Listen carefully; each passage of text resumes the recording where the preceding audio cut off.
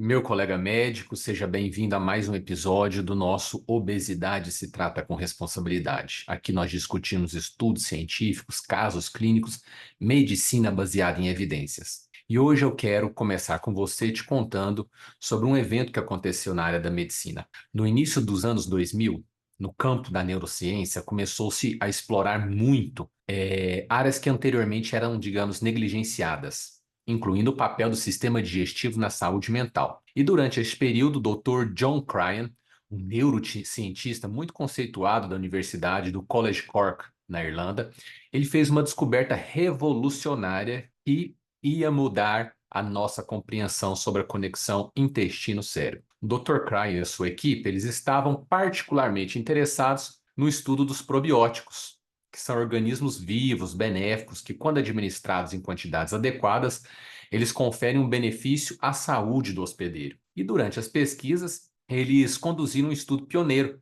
utilizando camundongos que apresentavam sintomas de estresse e de ansiedade. Eles administraram aos camundongos uma cepa específica de um lactobacillus, o Lactobacillus rhamnosus, que é uma bactéria comum encontrada em muitos suplementos probióticos. E, surpreendentemente, os camundongos tratados com essa cepa mostraram uma redução significativa nos níveis de cortisol, que é um hormônio, né? Você sabe, colega, relacionado ao estresse e que começaram a apresentar um comportamento menos ansioso nos testes posteriores que foram realizados.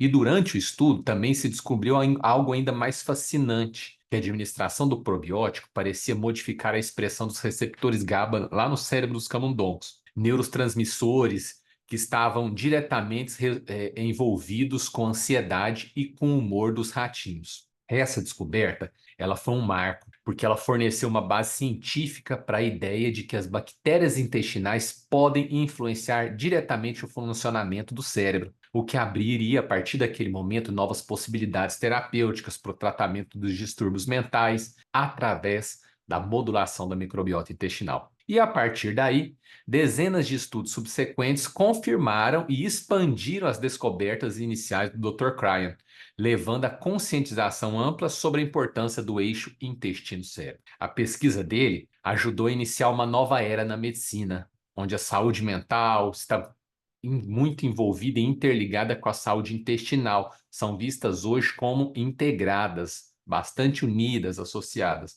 E hoje a pesquisa do Dr. Cryer, ela continua a inspirar médicos, cientistas, profissionais de saúde a explorar tratamentos inovadores que visam tanto o intestino quanto o cérebro, reconhecendo o papel crucial da microbiota na promoção da saúde mental. Essa história eu acho interessantíssima, porque ela ilustra para nós como uma descoberta científica pode desafiar a compreensão convencional e abrir novas fronteiras no tratamento das doenças, destacando a importância de se pensar de uma maneira mais holística sobre a saúde humana. E hoje nós vamos ver um estudo interessantíssimo que vai falar realmente sobre isso, sobre a associação da microbiota intestinal com a saúde do hospedeiro, no caso, a saúde do ser humano. Vamos lá? Eu vou compartilhar a tela com você. Bom, então o estudo científico de hoje é um estudo publicado no ano de 2023, no ano passado, fala sobre a microbiota intestinal na obesidade e as complicações relacionadas, revelando a interação complexa que existe entre a microbiota intestinal e a saúde do ser humano. Não só o nosso foco aqui, realmente, o nosso foco é voltado para a obesidade, para o processo inflamatório de baixo grau que existe no contexto da obesidade. Esse é o nosso foco aqui no nosso canal. Mas é muito maior que isso. A microbiota intestinal, o que a gente tem visto nos estudos, nos nossos bate-papos que nós temos tido aqui, é que ela influencia as mais diversas áreas da saúde do ser humano, não só na obesidade, mas no contexto da doença hepática gordurosa do fígado, contexto de doenças neurodegenerativas, contexto de doenças autoimunes. Então, é uma coisa que é um complexo que tem se compreendido cada dia mais da integração entre as bactérias intestinais e a saúde e os processos inflamatórios na gênese das doenças. Então, a obesidade, especificamente, como a gente sabe, ela é uma condição que ela é caracterizada, digamos, por uma grande quantidade de gordura corporal que é causada por uma série de fatores, tanto genéticos quanto também não genéticos. E, de um modo geral, digamos que há uma falta de conhecimento ainda sobre os caminhos que resultam na obesidade e as consequências dela. A principal causa do sobrepeso ela é um desequilíbrio entre a ingestão de alimentos e o uso dessa energia ingerida. E vários estudos sobre a microbiota intestinal estão sendo conduzidos nos últimos anos, e os resultados têm indicado que os micro-organismos do nosso intestino eles têm um papel fundamental no metabolismo humano. E que o tecido adiposo não é apenas um órgão de armazenamento de gordura passivo, que foi o que eu aprendi na minha época, eu me lembro disso, eu aprendi isso na minha época de ginásio.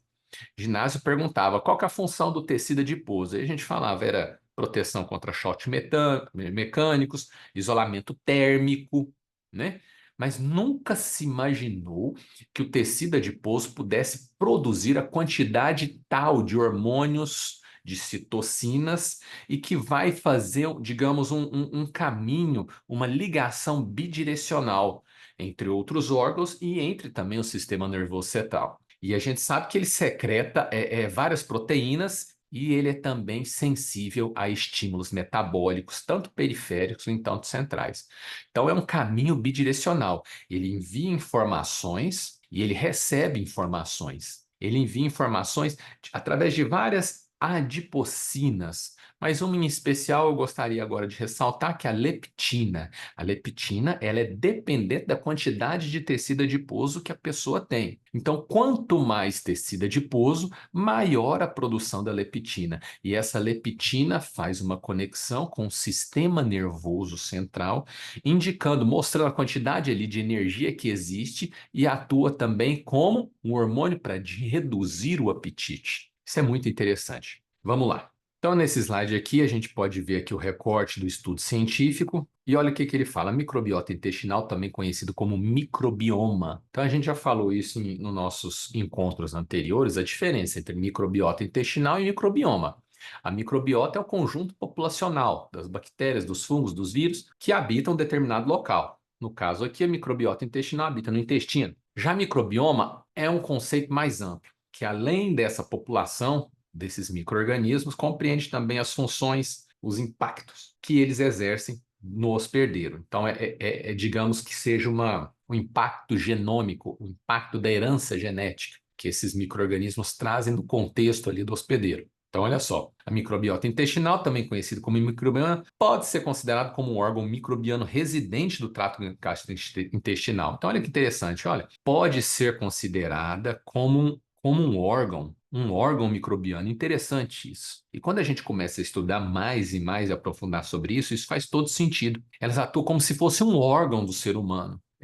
Só para a gente entender, fazendo uma comparação aqui, fígado, baço, intestino, coração, pâncreas, toda aquela coisa. A população do microbioma bacteriano funcionaria como um outro órgão do ser humano. Tamanha a dependência do hospedeiro, do ser humano, dessa microbiota intestinal. E a gente já discutiu um pouco sobre isso anteriormente. A gente falou sobre a importância das bactérias na produção de ácidos graxos de cadeia curta, atuam ativamente no metabolismo de ácidos biliares e tantos outros nutrientes que elas produzem que não são conseguidos muitas vezes através da dieta, e que são de fundamental importância para o funcionamento metabólico do organismo humano. Então vamos lá. Então a microbiota intestinal, também conhecida como microbiana, pode ser considerado como um órgão microbiano residente do trato gastrointestinal do hospedeiro, que é um sistema grande e complexo e influencia o sistema metabólico do hospedeiro. Então esses altos níveis populacionais da microbiota intestinal, eles são sustentados pelo quê? Três coisas: pelas fibras não digeríveis,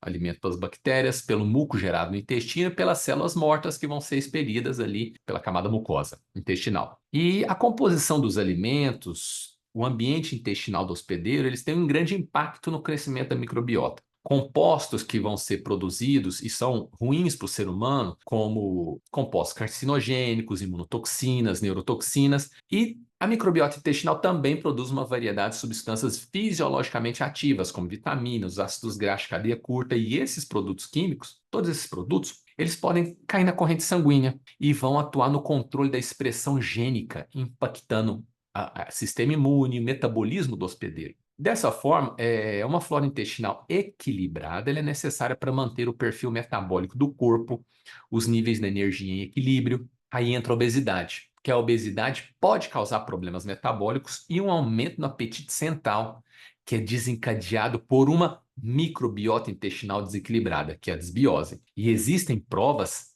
cada vez mais robustas de que a flora intestinal e os seus produtos vão influenciar como os nutrientes são absorvidos, como a energia é gerenciada e como a gordura é armazenada no corpo do ser humano. Então, um número cada vez maior de pesquisas tem sugerido que um desequilíbrio na flora intestinal, ou seja, uma disbiose, pode contribuir para a obesidade. Essas recentes descobertas levam à noção de que a microbiota intestinal regula o metabolismo energético do hospedeiro e pode contribuir o surgimento de distúrbios metabólicos, inclusive obesidade. Então, a metodologia desse estudo foi o seguinte: eles fizeram um levantamento de artigos publicados até o ano de 2023, até o ano da publicação do estudo, em que pesquisou-se em várias bases de dados, como o PubMed, o Google Scholar, o ResearchGate e outras listas de referências, palavras-chave como microbiota intestinal, obesidade, microbiota intestinal e obesidade, microbiota intestinal e doença metabólica,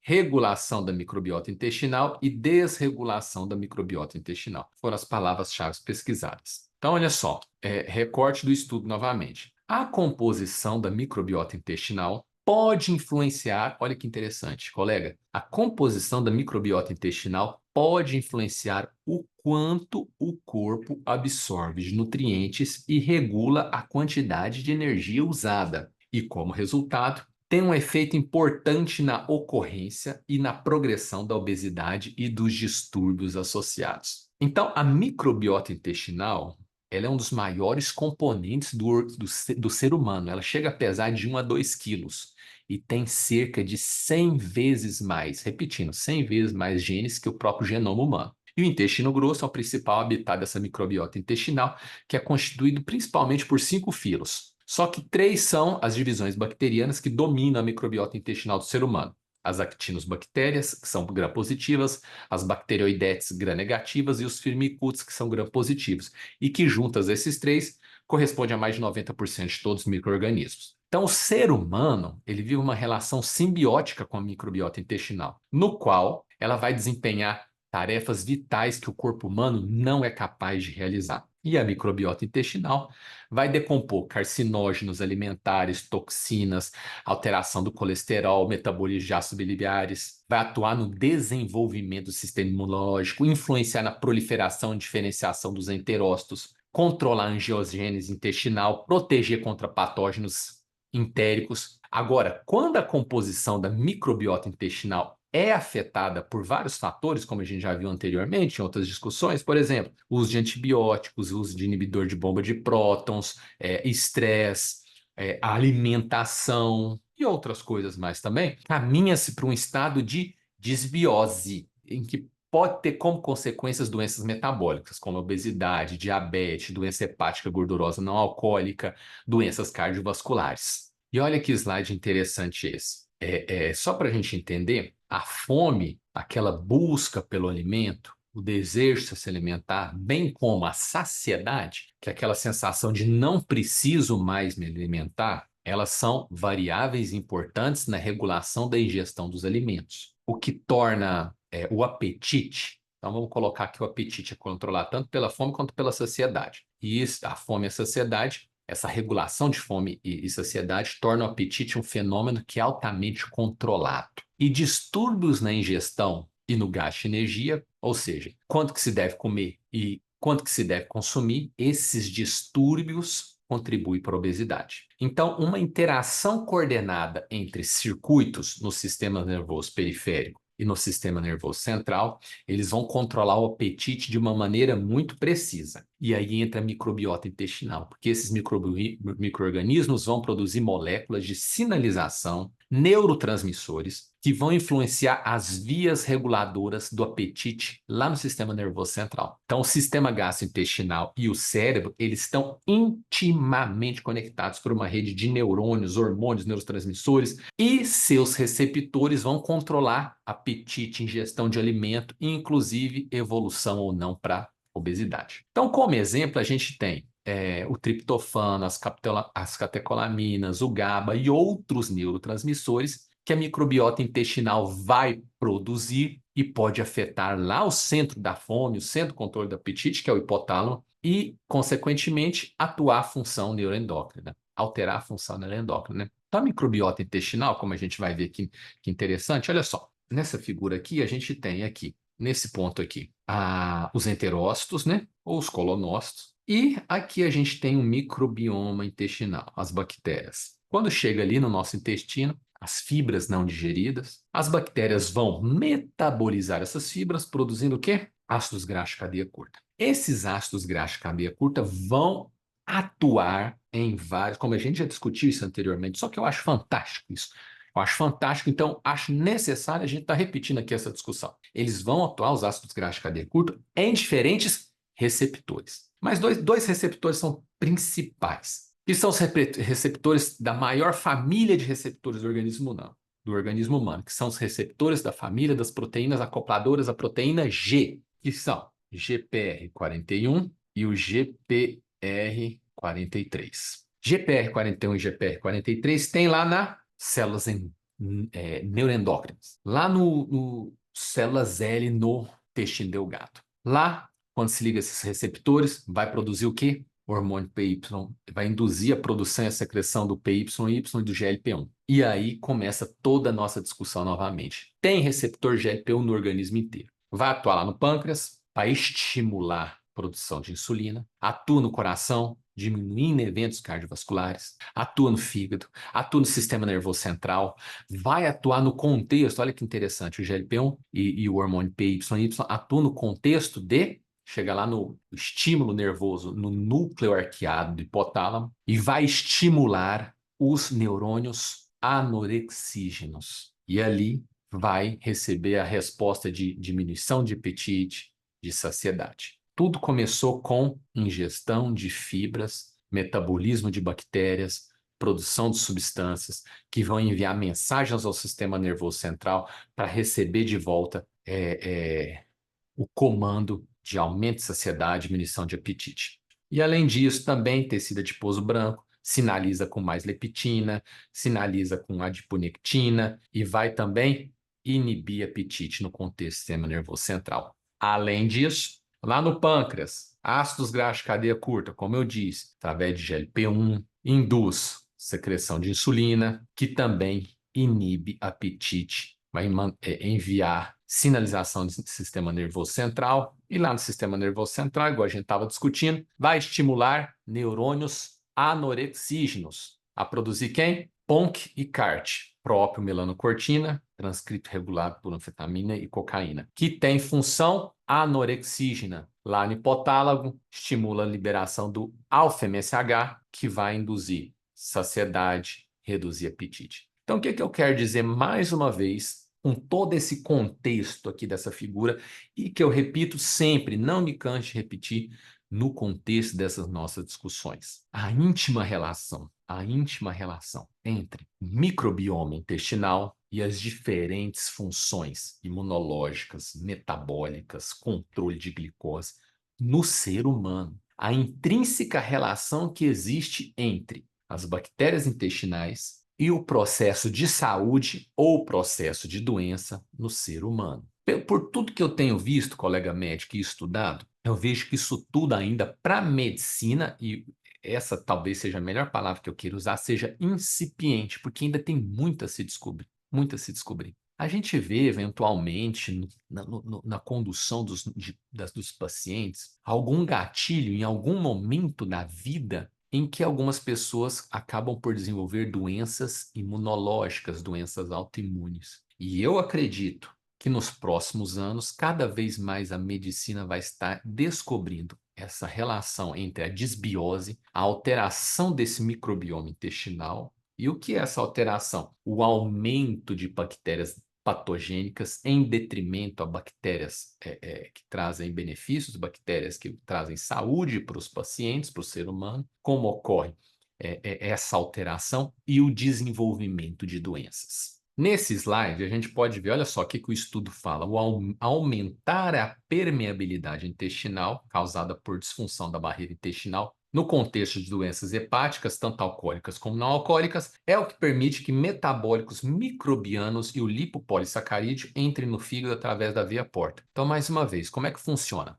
Eu gosto muito de tocar nesse assunto da dieta, porque, infelizmente ou infelizmente, digamos assim, é uma herança que a humanidade traz consigo. Então, ao longo de milhares e milhares de anos, a população mundial foi crescendo demais. Digamos que, infelizmente, aí eu uso o termo infelizmente, ocorreu uma opção pela espécie humana preservar, né, o aumento importante da população mundial, da formulação de alimentos com muitos conservantes, acidulantes, claro, para sustentar toda a população mundial que crescia. Infelizmente, foi essa a maneira que a raça humana encontrou para estocar comida, para ter oferta de alimento para toda a população. Mas, e aí, infelizmente, novamente, ocorreu uma mudança ao longo dos anos no padrão de doenças no ser humano. Então, aumentou-se muito a quantidade de, digamos, doenças imunológicas, autoimunes no ser humano. E eu acredito fielmente que isso tem muito a ver com a alimentação, padrão alimentar da sociedade contemporânea, da sociedade nos dias de hoje. Acabou por acontecer o quê? Tem acontecido cada vez mais uma seleção bacteriana no organismo humano. Bactérias patogênicas têm se desenvolvido cada vez mais porque existe infelizmente, uma tendência mundial das sociedades, principalmente ocidentais, de diminuir o consumo daqueles alimentos frescos, de frutas, verduras, legumes e aumentar o consumo de gorduras saturadas, carboidratos. E isso faz um desbalanço. E aqui eu uso um termo que os trabalhos trazem muito, que é a relação entre Firmicutes e Bacteroidetes. Então, se você tem a relação Firmicutes-Bacteroidetes, uma dieta rica em gorduras saturadas, com poucas fibras, você tem um aumento dessa relação. E se você, em contrapartida, busca uma dieta mais orgânica, muitas fibras, alimentos frescos, essa relação diminui. Essa relação diminui, o que é benéfico. Mas se essa relação aumenta, o que que a gente observa? Que as bactérias intestinais têm uma íntima responsabilidade com as chamadas tight junctions, são as junções que existem na mucosa do trato gastrointestinal, e são essas junções responsáveis por criar uma barreira, criar uma espécie de uma alfândega em que ele só passa se for pelo espaço intracelular ou muito pouca coisa pelo espaço extracelular, mas que seja muito bem determinado o que entra, o que passa por essa barreira alfandegária, por essa barreira intestinal. Então, se tem um predomínio de bactérias patogênicas, aquelas proteínas que são responsáveis pelas tight junctions, a ocludina, a zonulina, elas se enfraquecem, abre espaço maior entre as células e substâncias patogênicas, como o DNA de bactérias e o lipopolissacarídeo, que é um resíduo das bactérias gram-negativas, passa por ali e, através da ativação de Toll-like receptors, receptores ali, estimula uma cascata inflamatória ali muito intensa. Chama macrófago para ali, produção de citocinas inflamatórias, todo esse processo bioquímico acontece ali e que se espalha para o restante do corpo humano, gerando um processo inflamatório de baixo grau. E esse LPS, que é produzido pelas bactérias gram-negativas, eles vão ativar quem? O NF-kappa-beta, que é o maestro do processo inflamatório. E ele que vai recrutar macrófagos, células inflamatórias, resultando em inflamação. Então, o LPS, que é o lipopolissacarídeo, que é produzido pelas bactérias, eles vão ativar o NF-kappa-beta para recrutar as células inflamatórias, que vai resultar em inflamação. E o lipopolissacarídeo, peptídeos glicanos, o DNA bacteriano, eles são exemplos de compostos de bactérias que são produzidos pela microbiota intestinal e que podem atravessar o quê? A circulação hepática e vai estimular receptores Toll-like receptors nas células de Kupffer, desencadeando um ciclo inflamatório aonde? Lá no fígado, lá no fígado. Então, olha só, novamente aqui na nossa figura, a gente tem isso que eu falei, antibióticos, anti-inflamatórios não esteroidais, dieta, dependendo do que se come, tudo isso vai ser responsável por uma alteração da microbiota intestinal. E essa microbiota intestinal vai ser responsável por alteração na produção de ácidos graxos de cadeia curta, aumentar substâncias inflamatórias, que é o lipossacarídeo, peptídeos glicânicos, alterar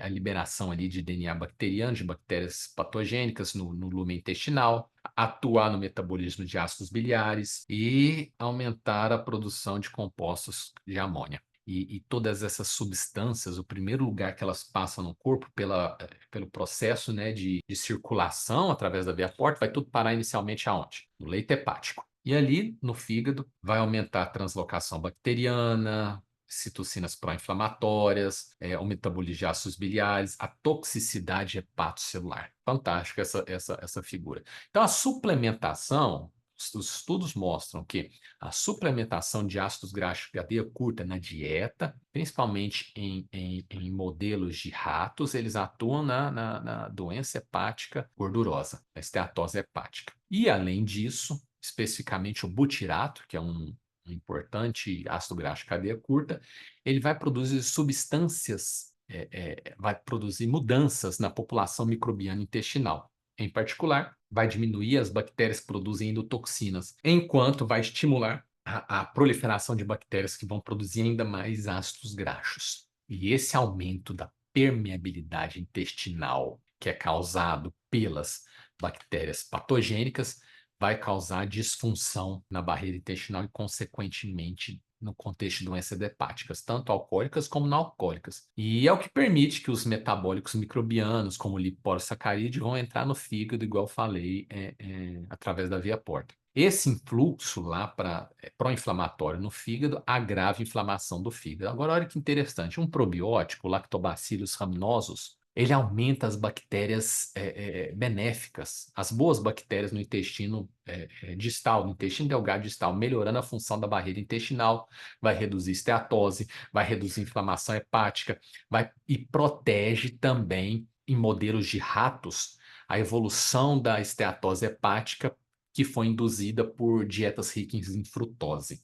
A suplementação também de uma mistura de probióticos melhora drasticamente a doença hepática não alcoólica em crianças, de acordo com estudos científicos realizados, e que causa também um aumento nos níveis do GLP-1, o que é provavelmente o efeito benéfico seja pelo aumento do GLP-1. Também foi, em outras investigações, descoberto que, através das mudanças, através da manutenção das tight junctions, ocorre uma restauração da barreira intestinal pela mudança da dieta. Então, dietas mais ricas em fibras evoluem com uma tight junction, as junções entre as células, elas ficam mais firmes, ocorre redução dos níveis de lipopolissacarídeo sérico, tanto com dietas ricas em fibras, mas também com estudos realizados com suplementação de probióticos. Então, a suplementação de probióticos melhora a alfândega,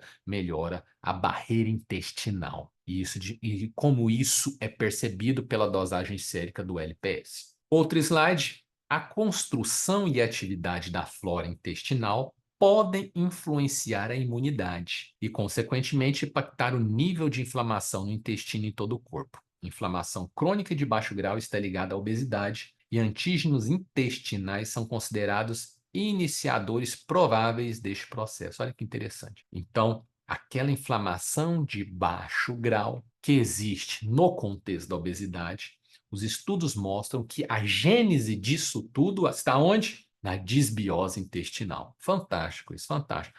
Hoje as bactérias, hoje a microbiota intestinal tem recebido o real valor que eles têm no contexto da saúde do ser humano. E isso é notadamente presente, principalmente pelas mudanças dietéticas. Dietas saudáveis, flora, microbiota bacteriana saudável, organismo saudável. Dietas nocivas, com hipercalóricas, com gorduras saturadas, com muitos embutidos, faz seleção de bactérias patogênicas, aquela barreira intestinal se encontra agora fragmentada, que é leaky gut, síndrome do intestino vazado, processo inflamatório crônico e, dentre as várias consequências, obesidade. Então, digamos que a alteração da microbiota intestinal, ela vai afetar o sistema imunológico do hospedeiro, uma vez que ela pode alterar componentes celulares microbianos e os sinais metabólicos devido a essas alterações. E os macrófagos hepáticos, eles aumentam significativamente no contexto da obesidade. E o tecido linfóide associado ao intestino, que é o GALT, né? Ele contém uma parte significativa de células imunológicas do corpo e essas células interagem intimamente com a microbiota intestinal para manter uma resposta imunológica equilibrada, regulada. Só que, como a hipertrofia dos adipócitos, ela favorece o recrutamento dos macrófagos no tecido adiposo e a deposição também ectópica dos triglicerídeos no fígado, nos músculos, vai produzir a secreção de produtos químicos pró-inflamatórios, ganho de peso, que vai ser induzido lá atrás pela desbiose intestinal. E os estudos mostram também que existe a chamada inflamação hipotalâmica. A inflamação hipotalâmica e a obesidade estão relacionadas, e isso é muito claro, sabe aonde? No contexto da leptina. Então, a leptina ela exerce um papel para diminuir o apetite, aumentar a saciedade, produzida pelos adipócitos. E no contexto da obesidade, a leptina não está diminuída.